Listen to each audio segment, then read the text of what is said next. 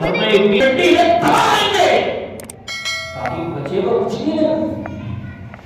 ہم جائیں گے یہیں سے خالی ہاتھ, ہمارے پاس کچھ بھی نہیں ہوگا, نہ اکاؤنٹ نمبر ہوگا, نہ معلوماتوں کی فہرست ہوگی, نہ رشتہ داروں کی فہرست ہوگی, نہ رشتہ داروں کی قربت ہوگی, نہ ان کی مدد ہوگی.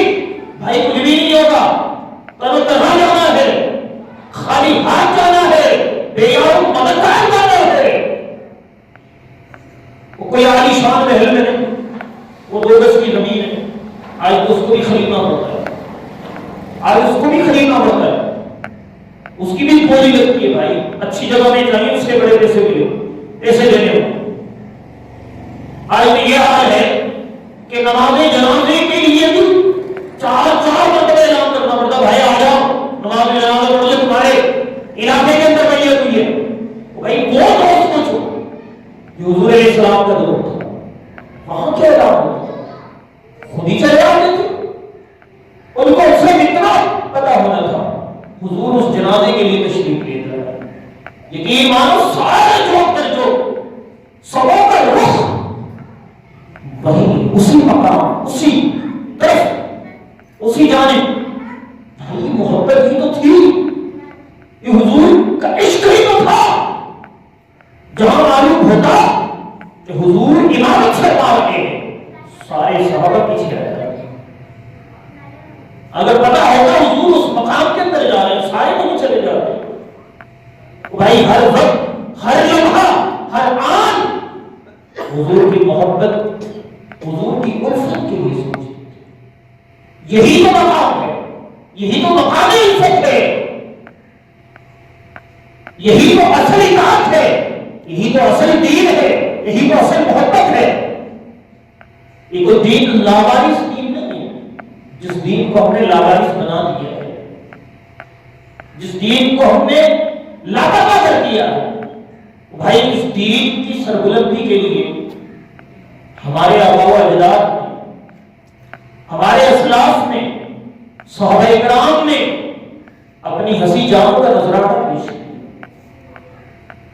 جناب یہ وہی دین ہے جس دین کی سربلندی کے لیے آل رسول نے سب کچھ لٹا دیا. تو بھائی اس دین کو ہم نے کیا سمجھ لیا؟ یہ کیا نماز روزہ ادا کرنا اسی جواب دین ہے؟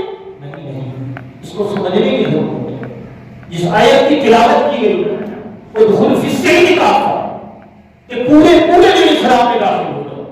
اس کی تفسیر میں آتا ہے کہ صحابہ کرام میں سے کچھ ایسے تھے جنہوں نے جناب دین اسلام لانے کے بعد بھی ان کا طرز عمل ایسا ہو گیا کہ اونٹ کا گوشت نہیں کھاتے, اور جناب اونٹ کا دودھ نہیں پیے, اور جناب ہفتے کے دن کا احترام کرتے کہ جناب وہ شکار نہیں کرتے. اللہ کے نبی تک بات پوچھی, اللہ کے نبی صلی اللہ علیہ وسلم نے بلایا, عرض کی یا رسول اللہ بس ہم احتراماً, کیا احتراماً ہم وہ کام نہیں کرتے. یعنی ان کو کوئی کھانا کھانا ضروری ہے تو نہیں ہے, حلال چیز ہے, آپ کھائیں تو کھائیں, نہ کھائیں تو نہ کھائیں, ٹھیک ہے. ضروری عمل کریں گے, دودھ پینا بھی کوئی ضروری تو نہیں ہے نا. ہفتے کے دن شکار سے رک جانا کوئی ضروری عمل تو نہیں ہے. وہ پہلے دن میں تھا, پہلے احتیاط میں تھا. جب دین اسلام آ گیا اللہ فرماتے ہیں ان دین عند اللہ الاسلام, اب دین اسلام ہی ہے. ایما اقبل لکم دینکم ورضیت لکم الاسلام دینا. اللہ اس پر راضی ہے کہ دین اسلام ہی تمہارا دین ہے. دین مکمل کر دیا گیا. جب دین اسلام آ گیا مکمل ہو گیا دین. اب مزید کسی دین ادیان کی ضرورت نہیں. اس طرح مزید کسی نبی کی ضرورت نہیں ہے, مزید کسی دین کی بھی ضرورت نہیں ہے. دین اسلام آ گیا تو ختم. تو اب جو دین اسلام کے داعی ہیں, ماننے والے ہیں, ان کے لیے ضروری کیا ہے کہ بھائی اپنا سب کچھ دین اسلام کے لیے, دین اسلام کے لیے حاضر کر دے سکو. تو یہی تو مسئلہ ہے.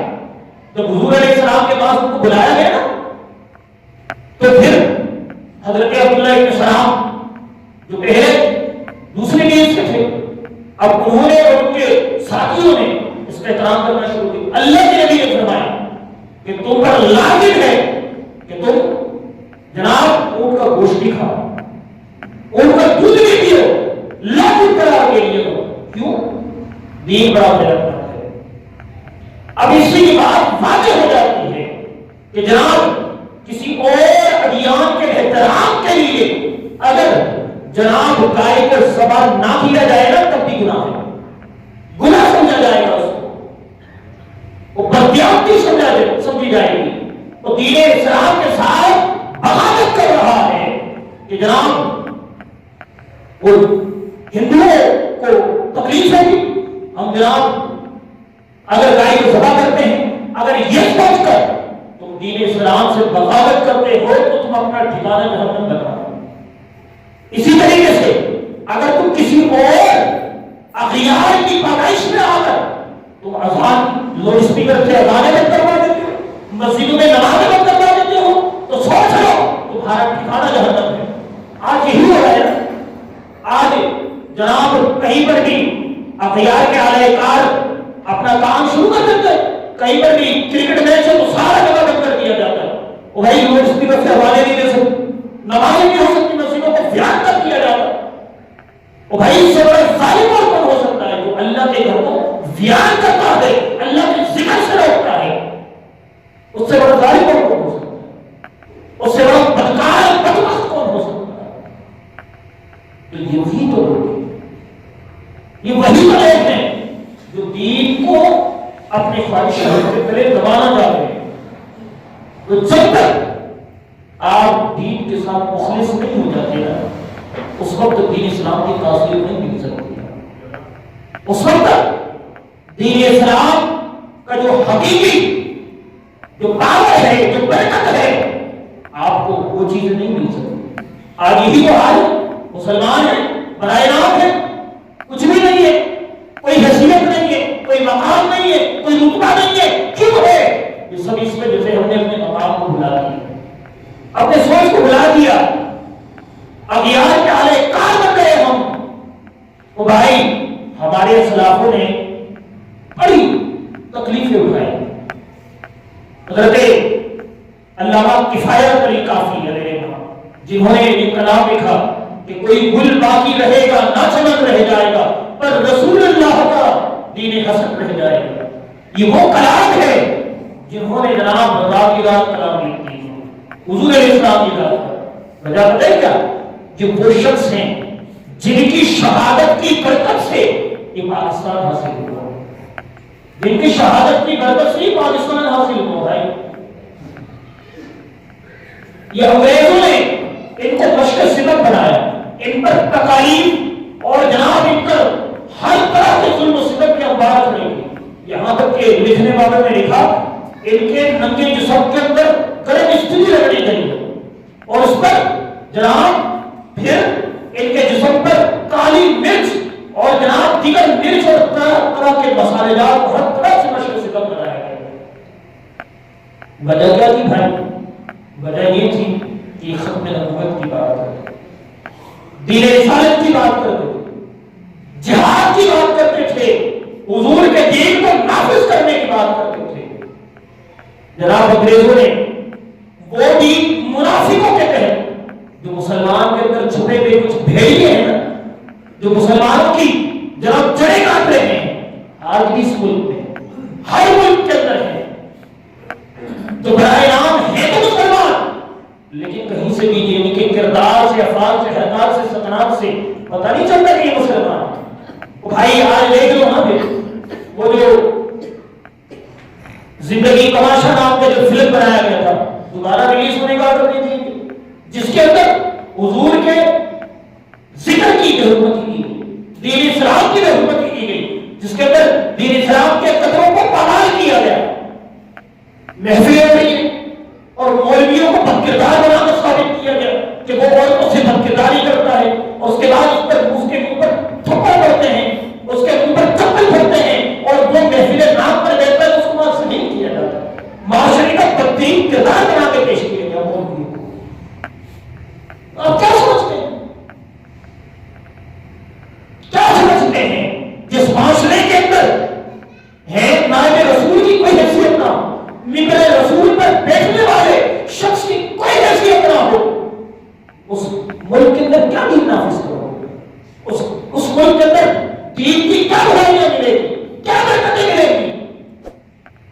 مرد مجاہد کھڑا ہوا تھا، اس نے کفر کو بھی للکارا اور ہمارے ملک کے اندر جو اسلام دشمن قوتیں ہیں بے نقاب کیا انہیں، اور سب سامنے آ جاتے تھے۔ آج وہ مرد مجاہد چلا رہا ہے، آج کون کھڑا ہوگا؟ آج کون بولے گا؟ آج کون نکلے گا؟ آج کون کہے گا پھر تمہارا دین اسلام پر حملہ کیا جائے؟ آج کو نکل آؤ۔ آج کوئی نہیں، آج بولنے والا کوئی نہیں، لیکن اپنی سوچ اپنی فکر اس نے دے دی۔ وہ تو حضور کے در پر حاضر ہو گیا، اس کو تو حضور کی قربت مل گئی۔ اور بھائی ہم نے جس چیز کو اتنا آسان سمجھ بیٹھا ہے اس کو سوچنے کی ضرورت ہے۔ ہم کہتے ہیں علامہ اقبال نے فرمایا کہ محمد سے وفا پورے ہوتے ہیں، یہ جہاں چیز ہے کیا تو ہو جاتے ہیں۔ بھائی وفا کی بات کی، اپنے نبی سے وفا کرنا سیکھو۔ اور بابا بار بار یہی کہتا تھا کہ اپنے نبی سے اتنی تو وفا کر کے جاؤ کہ جو جب روح میری پیاس میں خاطے سے نکلی تو روزے سے صدا آئی وہ میرا فقیر آیا۔ کم سے کم حضور یہ تو فرمائے نا کہ میرا غلام آ گیا ہے۔ وہ تو غلامی کو اس وقت ملے گی نا جب آپ کھانے سے کریں، کام کر کے جائیں اس دنیا سے۔ یہی تو سوچ ہے، یہی تو فکر تھی۔ آج ہم سوچتے ہیں کہ جب سے سنا ہے یا رسول اللہ آپ ہر عاشق کے قبر پر تشریف لاتے ہیں، یا رسول اللہ آپ تو زندگی سے زیادہ موت عزیز لگنے لگتے ہیں۔ تو کہنے کا مطلب ہے یہ کیفیت تو اس وقت ملے گی نا کہ جب آپ دنیا میں حضور کی غلامی کر کے جائیں، پھر کہیں کہ قبر میں سرکار آئے، تمہیں قبر میں سرکار آئے تو بھی قدموں میں کیوں؟ ارے گر فرشتے بھی اٹھائیں تو میں ان سے یوں کہوں اب تو پائے ناز سے میرے فرشتوں کیوں اٹھو؟ ارے مر کے پہنچا ہوں یا اس دل ربا کے پاس۔ ارے میں نے تو سنا تھا کہ دنیا میں پتہ نہیں مقام ملے نہ ملے، میں نے تو سنا تھا حضور قبر میں تشریف لاتے۔ ارے مرا اسی وجہ سے، مر کے پہنچا ہوں یہاں اس دل ربا کے پاس۔ میں نے سنا تھا حضور کا دیدار نصیب ہوتا ہے۔ کسی بزرگ نے بہت خوب اس کی تفسیر کی ہے، فرمایا اللہ کے نبی صلی اللہ علیہ وسلم کے بارے میں جب سوال کیا جائے گا، پہلا سوال ہوگا من ربک کا، تیرا رب کون ہے؟ بول دے گا ما دین کا، تیرا دین کیا ہے؟ پھر پوچھا جائے گا ما تقول فی حاضر رجل۔ اب یہ جو حاضر رجل کے بارے میں جو اشارت بتایا جائے گا تو کہا اس کا جواب کوئی دے گا ہائی ہاں مجھے نہیں معلوم۔ اب اس کے مفسرین نے اس کی بڑی خوبصورت بات کی، کہا حضور کا دیدار بھی انہیں نصیب ہوگا جنہوں نے حضور کی غلامی کی ہوگی۔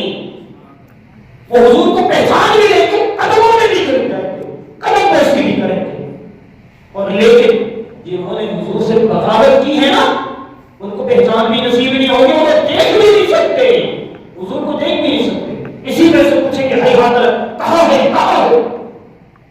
وہ تو اس جستجو میں ہوں گے، کاش حضور کو دیکھ لوں گا تو ساری چیزیں مک گئی، نجات مل گئی سمجھ لو۔ حضور علیہ السلام نے اسی لیے فرما دیا کہ قبر آخرت کی منزلوں میں سے پہلی منزل ہے۔ اے کاش ہمیں یہی منزل مل گئی نا، یہی کامیابی مل گئی، آخرت کی کامیابی مل گئی۔ او بھائی حضور کی شفاعت اس وقت ملے گی، حضور کے تشبیہ گھر سے جامع کوثر پینا اس وقت نصیب ہوگا جب حضور کی غلامی کرو، جب حضور کے عزت ناموس پر پہرا لو گے۔ کلمہ پڑھنا کافی نہیں ہے، حضور سے محبت کا دم بھرنا کافی نہیں۔ صحابہ نے صرف کیا نعرے لگائے، کیا حضور علیہ السلام سے محبت کے دعوے کیے، اپنے جان مال عزت آبرو سب کچھ نہیں ہوتا ہے۔ ارے دیکھو بڑے بڑے حضرت ابن عمار نے اپنا سارا گھر اٹھا دیا، سارا گھر اٹھا دیا، حضرت ابو ذر غفاری۔ او بھائی یہ وہ صحابی ہیں جو حضور علیہ السلام کو تسلیم کہ جو اونٹ ہے اونٹ کی حفاظت کیا، اونٹ چرایا کرتے تھے۔ حضرت ابو ذر غفاری جنگلات میں رہتے تھے اور اونٹ چرایا کرتے تھے حضور علیہ السلام۔ ایک مرتبہ حضور علیہ السلام کی دشمنی میں آ کر کچھ کفار مکہ نے آ کر سارے اونٹ پر قبضہ کر لیا اور اس کو لے جانے لگے۔ حضرت ابو ذر غفاری کا جو بیٹا ہے نا جناب وہ پیچھے لگے اور یہاں تک کہ جام شہادت نوش کر دی۔ اور بھائی حضور کے اونٹ